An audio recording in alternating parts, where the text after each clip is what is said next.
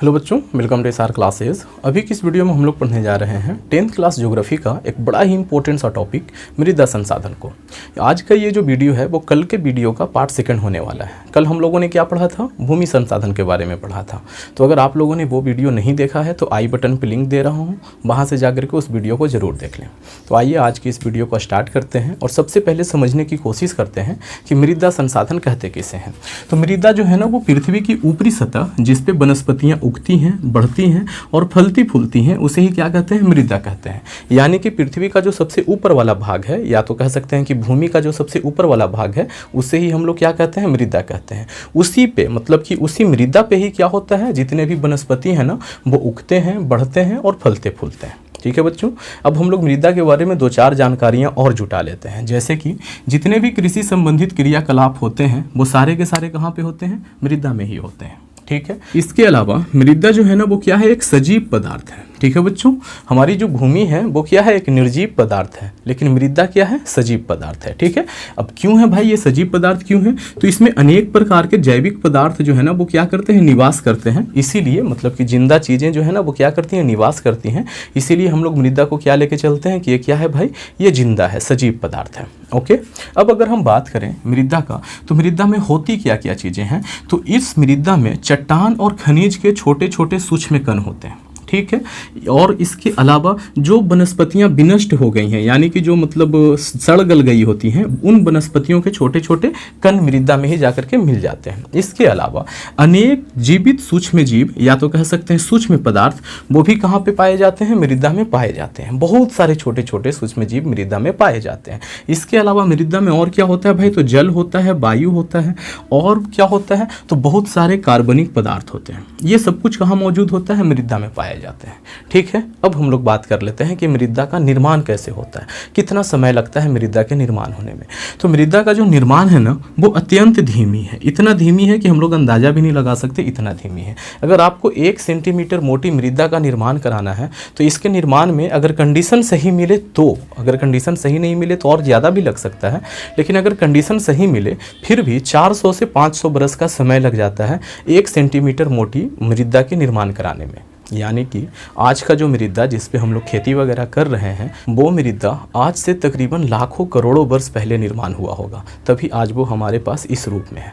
तो हम लोग कह सकते हैं कि मृदा जो है वो भगवान का दिया हुआ एक अमूल्य उपहार है हमारे लिए, जो कि हम लोग क्या करते हैं उस पर कृषि वगैरह कर करके अपना भरण पोषण कर रहे हैं। तो आप लोग इसका एक स्क्रीनशॉट ले लें, हम लोग बढ़ते हैं आगे।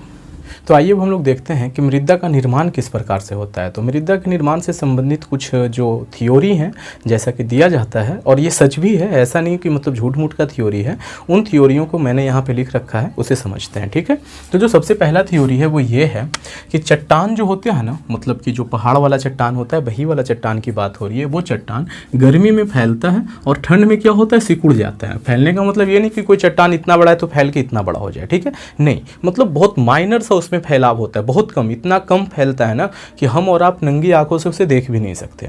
और ठंड में वो क्या हो जाता है? थोड़ा सा सिकुड़ जाता है। ठीक है, तो ये जो चट्टान का फैलना है और उसका सिकुड़ना है, इसके कारण से उसमें तनाव उत्पन्न होता है। तनाव का मतलब थोड़ा सा प्रेशर बनता है उस पर, और उसी प्रेशर में वो चट्टान जो है वो क्या हो जाता है? टूट जाता है। और टूटने के बाद छोटे छोटे कण भी उसके बन जाते हैं। उन कणों को हवा क्या करता है भाई? उड़ा करके इधर उधर फैला देता है, और उससे क्या होता है? मृदा का निर्माण होता है। ठीक है जी, तो उसे ही मैंने लिख रखा है कि गर्मी में ये जो चट्टान है वो फैलता है, ठंड में जो है वो सिकुड़ जाता है, जिससे क्या होता है? तनाव उत्पन्न होता है, और इस तनाव में आ करके वो चट्टान क्या होता है? टूट जाता है, और टूट करके छोटे छोटे कणों में विभक्त हो जाता है। और इस छोटे छोटे कणों को हवा क्या करता है? इधर उधर फैला देता है, और यही छोटे छोटे कण जो है ना वो मृदा का निर्माण करते हैं। ओके, एक तो ये हो गया। दूसरा क्या है? दूसरा ये है कि चट्टान की जो दरारें होती हैं, मान लो कि एक चट्टान है, बड़ा सा चट्टान है, वो बीच से थोड़ा सा फट गया है, या तो मतलब छोटे छोटे बहुत से दरारें बनी हुई हैं उन पे पतली पतली, तो उन दरारों में वर्षा के टाइम पे क्या होता है ना, बारिश अंदर घुस जाती है, बारिश का जो पानी है वो अंदर घुस जाता है। ठीक है, अंदर घुस गया, और यही पानी ठंड में क्या हो जाता है? बर्फ बन जाता है, और गर्मी जब आता है तो फिर ये बर्फ जो होता है वो बाष्पित होकर के क्या हो जाता है? उड़ जाता है। तो ऐसा होने से क्या होता है ना कि उस चट्टान पे फिर से दबाव बनता है, क्योंकि जब बर्फ बना तो चट्टान थोड़ा सा फैल गया। ठीक है, और जब ये बर्फ फिर से बाष्प बन के उड़ गया गर्मी के दिनों में, तो चट्टान क्या होगा? सिकुड़ना चाहेगा। ठीक है जी, तो ऐसा होने से उस पर एक दबाव बनता है और दबाव बनने के कारण फिर से चट्टान क्या हो जाएगा, टूट जाएगा। टूटने के बाद फिर से छोटे कणों में बदलेगा और हवा उसको क्या करेगा, इधर उधर फैला देगा। तो ये रहा दूसरा थ्योरी जिसके जरिए क्या होता है, मृदा का निर्माण होता है। ओके, तीसरा थ्योरी है जो ये है कि वर्षा का जो तेज जल है ना वो भी चट्टान को क्या करता है, काट काट करके ऊपर से थोड़ा थोड़ा सा उसका जो मतलब ऊपरी हिस्सा है ना उसे काट काट करके बहा करके ले जाता है और जहाँ तहाँ उसको क्या करता है, जमा करके छोड़ देता है।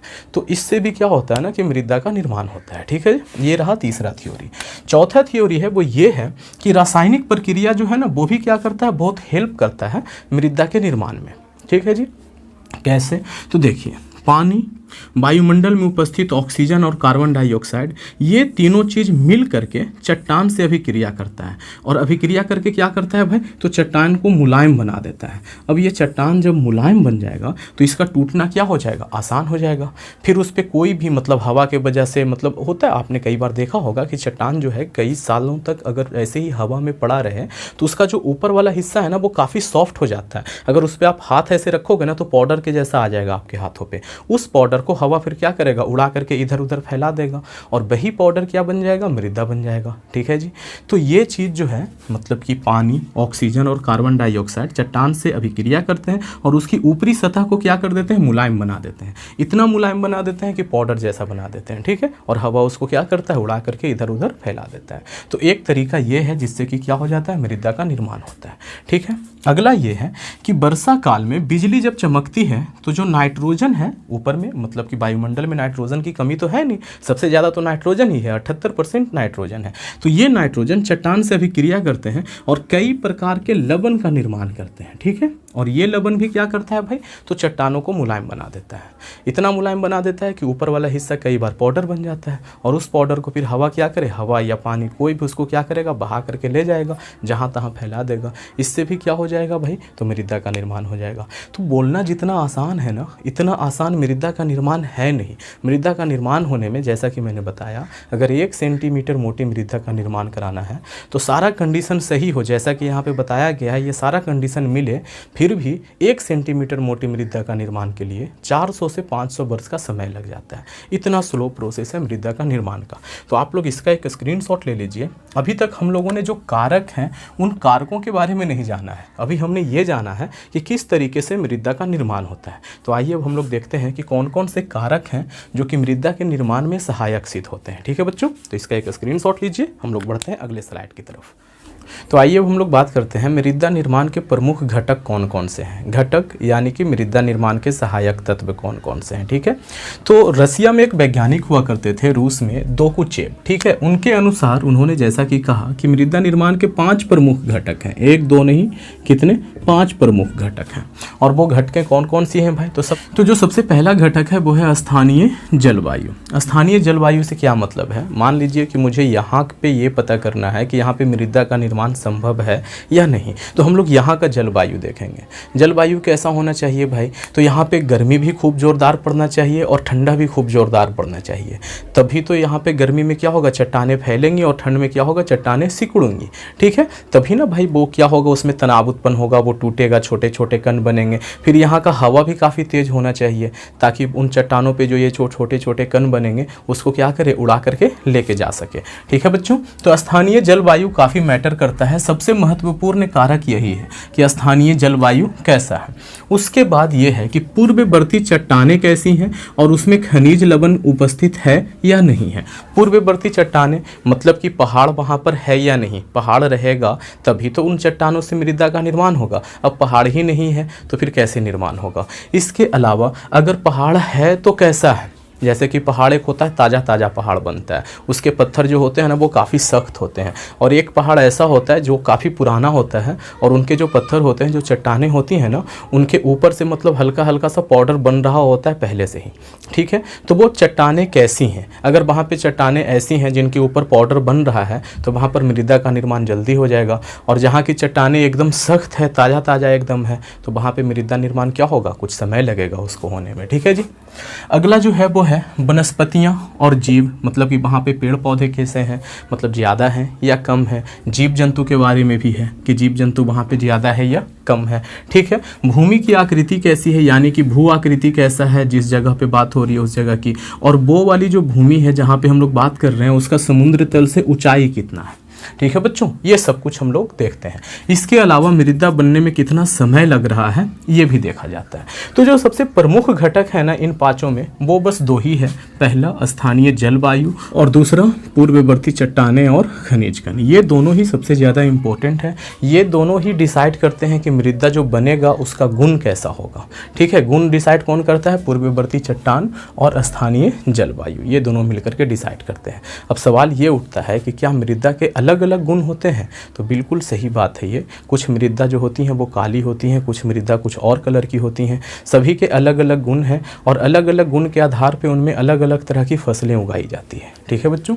अब हम लोग आगे बढ़ते हैं और बात करते हैं मृदा के संरचना की, कि मृदा जो होता है वो कैसा होता है। तो मृदा को अगर आप कहीं से भी काट के देखोगे ना, ज़मीन की खुदाई करोगे, तो आपको परत के रूप में एकदम साफ साफ दिख जाएगा कि मृदा जो है वो कई परतों में बटा हुआ है, ठीक है। अगर मोटे तौर पे देखा जाए तो मृदा के 3 परत होते हैं। तो जो सबसे ऊपरी परत है उसे अ परत कहते हैं या तो फिर ऊपरी परत कहते हैं, अ परत या तो ऊपरी परत।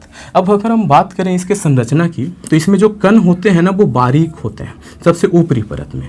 पौधे और जीवों के सड़े गले अवशेष और उनके सूक्ष्म कण जो होते हैं ना वो इसी अ परत में पाए जाते हैं। साथ ही साथ कुछ जैविक पदार्थ भी इसमें पाए जाते हैं। तो जिंदा चीज़ें हैं ना वो कहाँ पाई जाती हैं, अ परत में पाई जाती हैं, ठीक है। जो बीच वाला परत है उसे हम लोग ब परत कहते हैं या तो फिर उप परत कहते हैं। तो इसके जो कण हैं वो ऊपरी परत से ज़्यादा बारीक हैं, ठीक है।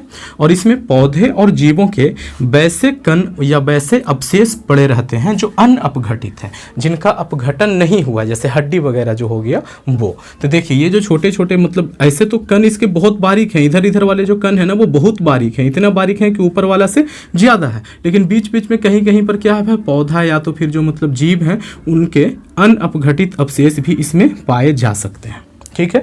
तो 2 परत देख लिया। तीसरा जो परत है उसे हम लोग कहते हैं सपरत। ये मृदा का सबसे अंदरूनी परत है, ठीक है। इसे अधः स्तर भी कहा जाता है। इसमें क्या है भाई, तो अक्षरित या तो फिर अल्पक्षरित मूल चट्टानें पाई जाती हैं। अक्षरित का मतलब क्या हो गया, ऐसा चट्टान जिसका क्षरण नहीं हुआ है, मतलब जो बर्बाद नहीं हुआ है, ठीक है। या तो अल्पक्षरित, ऐसा चट्टान जिसका हल्का हल्का क्षरण हुआ है, ठीक है। तो वैसी चट्टानें पाई जाती हैं इस स्तर में। ये देखिए मैंने यहाँ पे डायग्राम के जरिए भी बनाने का कोशिश किया है। ये छोटा सा डायग्राम बना दिया है, जितना जगह था उतने में ही, ठीक है। ये स्तर हमारा अ स्तर है, ये ब स्तर है और ये क्या है, स स्तर है। अगर हम कोई यहाँ पे पेड़ पौधा लगाते हैं तो पेड़ पौधा का जो जड़ होता है ना वो यहीं तक होता है, ठीक है, यहीं तक होता है। कई कई रेयर केस में ये इस स्तर तक पहुंच पाता है, नहीं तो ऊपर वाले में ही ज़्यादातर पेड़ पौधों के जड़ पाए जाते हैं, ठीक है बच्चों। तो उम्मीद करता हूं कि आप लोगों को ये चीज़ भी समझ में आ गया होगा। तो आप लोग इसका एक स्क्रीनशॉट लीजिए। हम लोग बढ़ते हैं अगले टॉपिक पे। तो आइए अब हम लोग बात कर लेते हैं मृदा के गुणों का। तो मृदा के जो गुण होते हैं ना वो 2 प्रकार के होते हैं। कुछ गुण जो होते हैं वो भौतिक गुण कहलाते हैं और कुछ जो गुण होते हैं वो रासायनिक गुण कहलाते हैं। भौतिक गुण जो होते हैं ना वो मृदा के वो 3 होते हैं। गठन होता है, बनावट होता है और रंग होता है। ये 3 जो गुण हैं वो भौतिक गुण में आते हैं। एक एक करके तीनों को जानेंगे। सबसे पहले समझते हैं गठन। गठन का मतलब है कि मिट्टी जो है वो किस प्रकार के कणों से बना हुआ है, यानी कि कणों का आकार कितना है, ठीक है। बड़ा है, छोटा है या एकदम बीच वाला कण है वो, ठीक है। अगर कणों का आकार बड़ा रहे तो उसे कंकड़ कहते हैं। मतलब सबसे पहले हम लोग कण का प्रकार पढ़ रहे हैं। तो अगर आकार बड़ा है तो कंकड़ है, उससे छोटा है तो बालू है, ठीक है, ढेला, भुरभुरा, है ना। आकार के आधार पे कण जो होते हैं वो इस प्रकार के होते हैं। अब कणों के आधार पर अगर हम मिट्टी को देखें तो मिट्टी 3 प्रकार की होती है। बलुई मिट्टी होती है, लोम मिट्टी होती है और चिकनी मिट्टी होती है, ठीक है।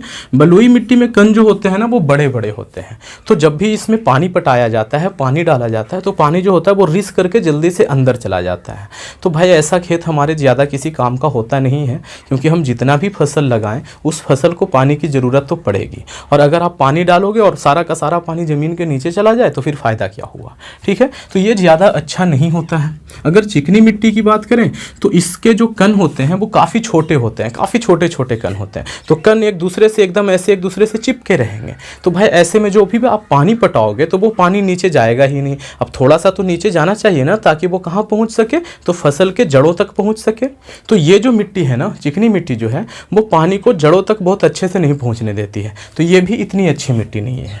तो जो लोम मिट्टी है, जिसे हम लोग दोमट मिट्टी कहते हैं, यही मिट्टी जो है ना वो सबसे अच्छा होता है। ये बीज का होता है, इसके कणों का आकार जो होता है ना तो बहुत ज़्यादा बड़ा होता है ना बहुत ज़्यादा छोटा होता है। इसमें अगर हम पानी डालेंगे तो कुछ पानी जो है वो ऊपर मतलब जमा रह जाएगा और कुछ पानी कहाँ जाएगा, जड़ों तक ही जाएगा। ठीक है बच्चों, तो ये वाला मिट्टी सबसे अच्छा होता है। अब बात करते हैं बनावट का।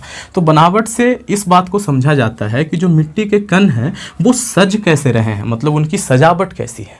तो बनावट से पता चलता है कि मिट्टी के कणों की सजावट कैसी है। ओके, ये हो गया सजावट पे। अब बात करते हैं रंग का। तो मिट्टी का जो रंग है उससे मिट्टी के प्रकृति का पता चलता है कि मिट्टी कैसा है। जैसे कि मैं बताता हूँ, अगर किसी मिट्टी में रंग है ही नहीं, यानी कि वो क्या है, रंगहीन है, तो इसका मतलब है कि मिट्टी में जो जीवाश्म है ना वो क्या है, कम है। जीवाश्म मतलब जो जैविक पदार्थ जो उसमें होते हैं वो क्या है, बहुत कम है। जिस मिट्टी में जीवाश्म की संख्या बहुत कम होती है वो रंगहीन होता है, और जिस मिट्टी में जीवाश्मों की संख्या बहुत ज़्यादा होती है वो या तो भूरा होगा या तो कभी कभी तो काला हो जाता है।